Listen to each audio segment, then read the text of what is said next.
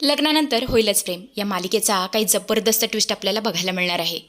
तर आता या रम्याने खूपच घाणेरडासा डाव रचलेला असतो, तेच म्हणजे लग्नाच्या दिवशी काव्याला मारण्याचा.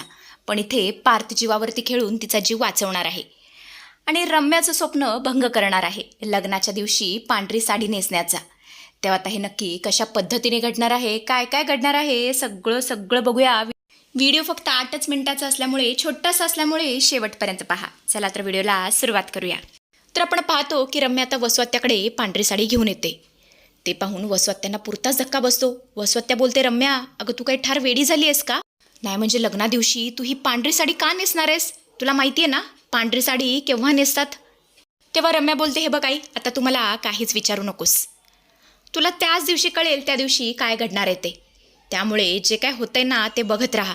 तेव्हा वसवात्या बोलते, ए बाई, मागच्या वेळेस जसा घोळ केला होतास ना तसा घोळ करू नकोस, नाहीतर तुझ्याबरोबर मी सुद्धा गोत्यात येईल. तेव्हा रम्या जोरातच ओरडते, काहीच बोलू नकोस. असं बोलून ती तिकडून निघून जाते. वसवात्याला पुरताच घाम फुटलेला असतो. ती विचार करते, बाप रे, आता ही मुलगी काय करणार आहे ना, मला तर फार भीती वाटते. देवा आता तूच वाचव. इकडे आपण पाहतो तर काय, जीवा लग्नाच्या पत्रिका घेऊन आलेला असतो. ते पाहून पार्थ जाम खुश होतो आणि बोलतो, काय काय लग्नाच्या पत्रिका आल्या? जीवा पटकन हा पिटारा उघड. मला तर असं झालंय, मी कधी एकदा माझ्या आणि काव्याच्या लग्नाची पत्रिका बघेन. माझ्या आणि काव्याची पत्रिका कशी दिसते ते बघायसाठी माझी इतकी एक्साइटमेंट झाली आहे ना, मला आता 1 मिनिटसुद्धा राहत नाही आहे. असं म्हणतच तो बॉक्स काढू लागतो. तेव्हा जीवा बोलतो, बडे भैया रे, जरा धीर धर, जरा सबर रखो.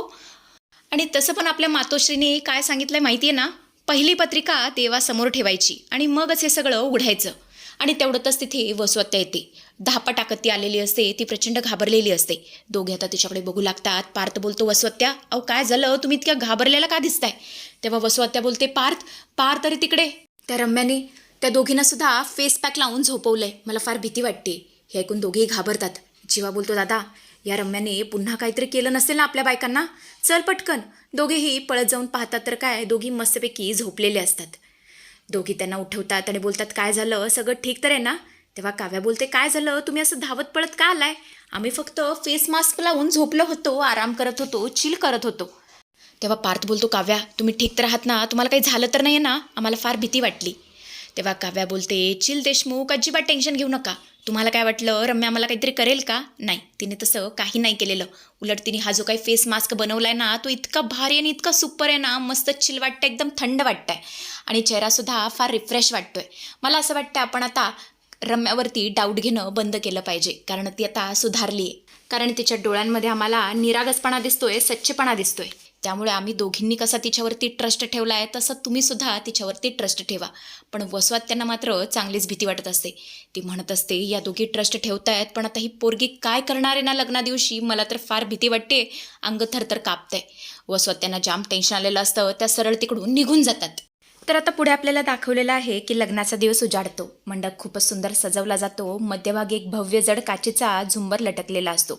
सगळे पाहुणे मंडळी जमलेले असतात. काव्या नवरीच्या वेशामध्ये खूप सुंदर दिसत असते, पण तिच्या चेहऱ्यावर थोडीशी धाकधूक असते. कोपऱ्यात उभा असलेल्या रम्याच्या चेहऱ्यावरती मात्र एक क्रूर हास्य असतं. तिची नजर सतत त्या झुंबराकडे आहे. ती मनातल्या मनात पुटपुटते, हसून घे काव्या, जेवढं हसायचं आहे तेवढं हसून घे, कारण काही क्षणातच तुझ्या डोक्यावरती अक्षदा नाही तर हे मृत्यूचं झुंबर पडणार आहे. आणि या पार्थची नवरी होण्याचं तुझं स्वप्न या काचेच्या तुकड्यांसोबत कायमचं विखुरणार आहे. पण हे सगळं बघून पार्थला चांगला संशय आलाय.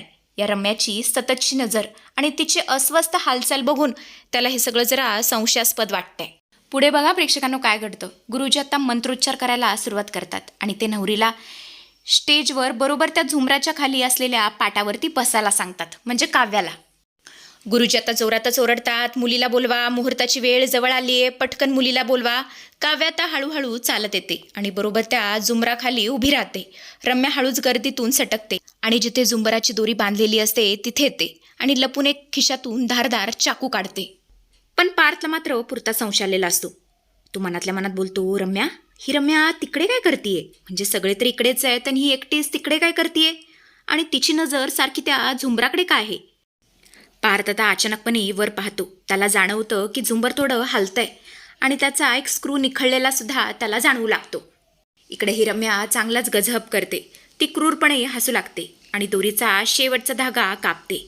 कच्चा कसा आवाज येतो वरून झुंबराचा एक मोठा हुक तुटतो आणि ते भलं मोठं झुंबर प्रचंड वेगाने काव्याच्या दिशेने खाली येऊ लागतो. पाहुण्यांच्या लक्षात येण्याआधीच पार्थला आता धोक्याची जाणीव होते. पार्थ आता जीवाच्या आकांताने ओरडतो, काव्या बाजूला व्हा, बाजूला व्हा. काव्याला 2 मिनिटं काही समजत नाही. ती वर पाहते आणि भीतीने थिजून जाते. तिला स्वतःला वाचवण्यासाठी एक पाऊलही टाकता येत नसतं. पण प्रेक्षकांनो, आता पुढे खूप मोठा थरार आलेला आहे. झुंबर आता काव्याच्या डोक्यावरती आदळणार त्याआधीच अगदी फ्रॅक्शन ऑफ सेकंदात पार्थ चित्त्यासारखा झेप घेतो. तो थेट काव्याच्या अंगावरती उडी मारतो आणि एकदमच तिला साईडला करतो. हजारो काचेचे तुकडे मंडपात सगळीकडे उडलेले असतात. पूर्ण मंडपात धूळ आणि किंकाळ्यांचा आवाज घुमतो. सगळे पाहुणे घाबरून मागे पुढे पळू लागतात. काव्या तर इतकी घाबरलेली असते, ती सरळ रडायला सुरुवात करते. ती रडतच बोलते, देशमुख, ते झुंबर. तेव्हा पार्थ तिच्या चेहऱ्यावरती हात फिरवतो अत्यंत काळजीने आणि बोलतो, काही झालेलं नाहीये काव्या, मी आहे ना. जोपर्यंत हा पार्थ जिवंत आहे, जोर तुमचा हा देशमुख जिवंत आहे ना, तोपर्यंत माझ्या काव्याच्या केसालाही धक्का लागू देणार नाही. आणि हे सगळं बघून रम्याला मात्र पुरता शॉक बसलेला असतो. रम्या पूर्णपणे हादरलेली असते, कारण रम्याला वाटलंच नव्हतं की पार्थ आपला जीव धोक्यात घालून काव्याला वाचवेल. पार्थ जोरातच ओरडतो, रम्या, हे सगळं काय चाललंय? आज तू सर्व मर्यादा ओलांडल्यास. तेव्हा रम्या साळसूतपणाचा आवांट्याने बोलते, रडक्या आवाजात बोलते, पार्थ, अरे हे तू काय बोलतोयस? मला काही समजत नाहीये. आणि माझा हात तू का पकडलायस? माझा हात सोड, माझा हात मला दुखतोय. तिकडे काव्याची काळजी कर. तेव्हा पार्थ तिचा हात रागाने झटकतो आणि बोलतो, नाटक बंद कर रम्या. तो साळसूतपणाचा मुखवटा आता माझ्यासमोर तरी लावू नकोस. मी माझ्या डोळ्यांनी पाहिलंय. ते झुंबर आपोआप पडलं नाहीये, तू ते पाडलंयस. तेव्हा ही रम्या पुन्हा साळसूतपणाचा बांधते. थोडीशी घाबरून ती स्वतःला सावरत बोलते, तू वेडायस का पार्थ? मी कशाला पाडेन हे झुंबर? आणि तसंही तिथे काव्य होती. तिच्या जीवावरती बेतेल असं मी काही करेन का? आता मी सुधारलीये. तेव्हा पार्थ जोरातच ओरडतो, हाच तर तुझा डाव होता. तुला काव्याला संपायचं होतं, तेही आमच्या लग्नादिवशी. पण तुझा नेम चुकला. आणि जर तुला पुरावाच हवा असेल ना, तर माझ्याकडे पुरावा देखील आहे. तू विसरतीयस, इथे लग्न सुरू आहे. त्यामुळे भरपूर फोटोग्राफरसुद्धा इथे अवेलेबल आहेत आणि एकाच्या तरी व्हिडिओ शूटिंगमध्ये हे सगळं शूट झालंच असणार आहे. आता बोल ना रम्या, आता बोलती बंद झाली का? आणि आता मात्र रम्याची बोलती बंद झालेली असते. ती जोरजोरात हसू लागते. तो काय झालं, वेड्यासारखी का हसतेस? वेड लागलंय का तुला? तेव्हा रम्या बोलते, हो, वेडी झालीये मी. तुझ्या प्रेमात ठार वेडी झालीये. पार्थ, तुझ्याकडे अजूनही वेळ आहे. अजूनही तुमचं लग्न नाही झालेलं. तू माझ्याजवळ ये. त्या काव्याला सोड. मी तुझ्यावर खूप प्रेम करेन. आपण सुखात राहू.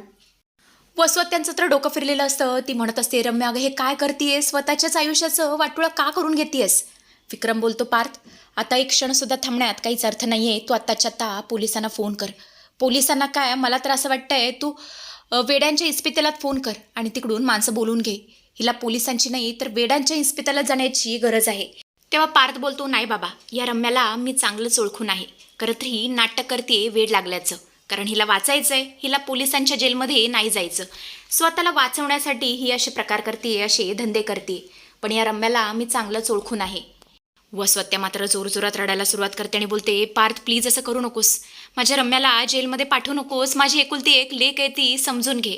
पण पार्थ काय ऐकत नाही. तो बोलतो, नाही वसवत्या, यावेळी मी तुमचं काहीच ऐकणार नाही. मी आता कोणाचाही जीव धोक्यात टाकू शकत नाही. मी पोलिसांना फोन करतोय.